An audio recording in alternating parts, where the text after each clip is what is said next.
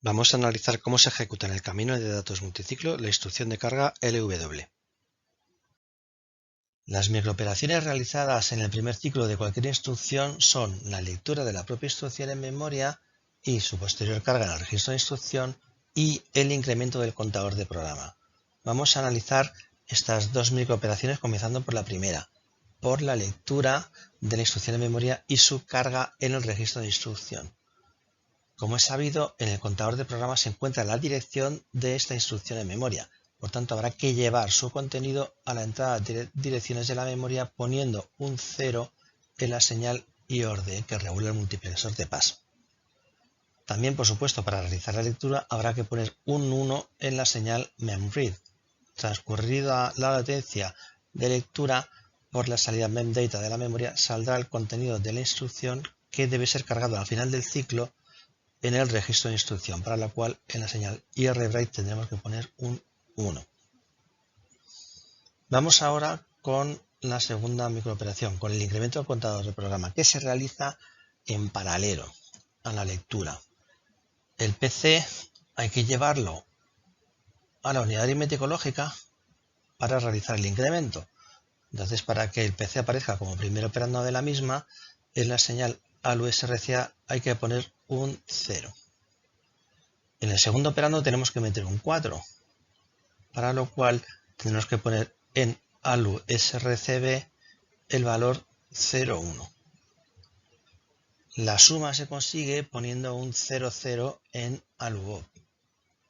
Como es sabido, si ponemos 0,0, entonces el circuito de control directamente genera las señales que ordenan una suma en la unidad aritmético lógica. El resultado de esta suma, tras el retardo correspondiente, sale por la salida ALU-Result y hay que llevarlo dentro del mismo ciclo al contador de programa para que se pueda grabar en él, para lo cual tiene que atravesar el multiplexor regulado por la señal PCSONS, que tendrá que valer entonces 0,0, y así lo tenemos puesto en la entrada de datos de contador de programa, y para forzar una escritura incondicional en el mismo, entonces tenemos que activar la señal PCBrite, que aquí si le ponemos un 1, forzamos a la salida de la puerta OR un 1, que hace que la señal de habilitación se active. El resto de señales del camino de datos tomarán su valor por defecto. Estas señales son memWrite, que valdrá 0 porque no vamos a hacer ninguna escritura de memoria, readWrite, que valga 0 porque no vamos a hacer ninguna escritura del banco de registros, por tanto, mem2reg y regdst pueden tomar cualquier valor, y por último la señal PCBriteCon, reservada para las escrituras condicionales en el contador de programa, valdrá 0. El segundo ciclo de la instrucción corresponde con la etapa de decodificación. En esta etapa, la unidad de control recibe los bits del código de operación procedentes del registro de instrucción y procede a su interpretación. Una vez decodificada la instrucción, la unidad de control estará preparada para generar en los ciclos subsiguientes la secuencia de señales de control necesarias para ejecutarla. De cara al camino de datos, este podría ser un ciclo perdido, ya que durante el mismo la unidad de control no puede generar ninguna señal de control específica de la instrucción leída. Sin embargo, sí es posible realizar en este ciclo microoperaciones que tengan que ver con la información grabada en la fase de lectura y que no modifiquen ni la memoria ni los registros del banco de registros de propósito general. Esto podría servir para acelerar la ejecución de la instrucción, ahorrando quizás algún ciclo de reloj.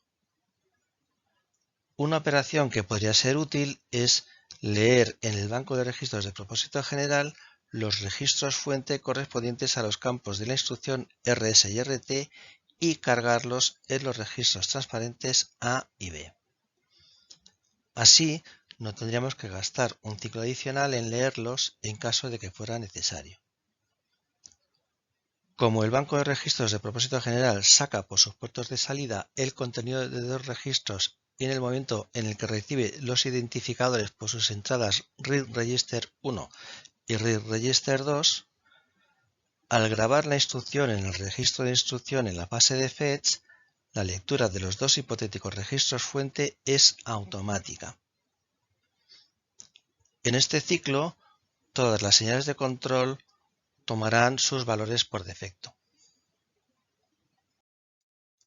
Una vez concluido el segundo ciclo, la instrucción ya ha sido decodificada por la unidad de control, que por consiguiente ya puede generar la secuencia de señales de control necesarias para completar su ejecución.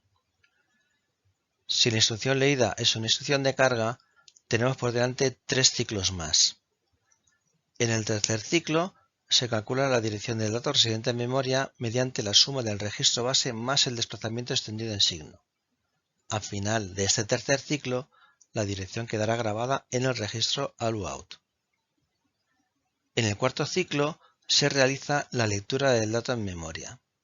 Al final de este cuarto ciclo, este dato quedará grabado en el registro Memory Data Register. En el quinto ciclo, el dato leído en memoria se grabará en el banco de registros de propósito general. Como acabamos de mencionar, en el tercer ciclo de la instrucción LW se realiza el cálculo de la dirección de memoria donde reside el dato fuente. Este cálculo consiste en sumar un registro base cuyo valor había sido previamente almacenado en el registro transparente A más el campo de desplazamiento extendido en signo a 32 bits.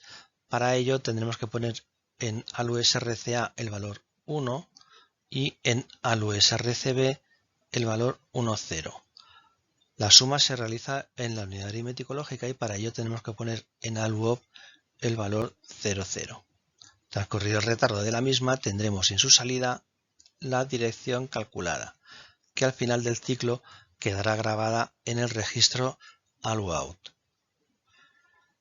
Las demás señales de control del camino de datos tomarán sus valores por defecto.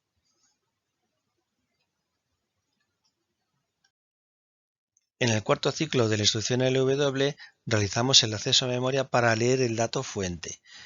Para ello tendremos que tomar la dirección que hemos calculado en el ciclo anterior y hemos grabado en el registro ALU-OUT y ponerla en la entrada de direcciones de la memoria. Para ello tendremos que poner en IORDE el valor 1. Además, por supuesto, hay que activar la señal memread. Transcurrida la latencia de lectura, el dato saldrá por la salida de la memoria y se grabará de forma automática en el Memory Data Register. Las demás señales de control del camino de datos permanecerán con sus valores por defecto. En el último ciclo de la instrucción LW se realiza la escritura del dato leído en memoria sobre el registro destino que está ubicado en el banco de registros de propósito general. Para ello tendremos que tomar el dato que está en el Memory Data Register y llevarlo a la entrada Write Data del banco de registros, para lo cual la señal mem_to_rect tiene que valer 1. El número de registro destino estaba en el campo RT de la instrucción, por tanto la señal rectDST valdrá 0. Por supuesto, para poder realizar la escritura tendremos que poner un 1 en rectWrite. Las demás señales del camino de datos permanecerán con su valor por defecto. Aquí tenemos el resumen de la lectura, decodificación y ejecución de la instrucción LW.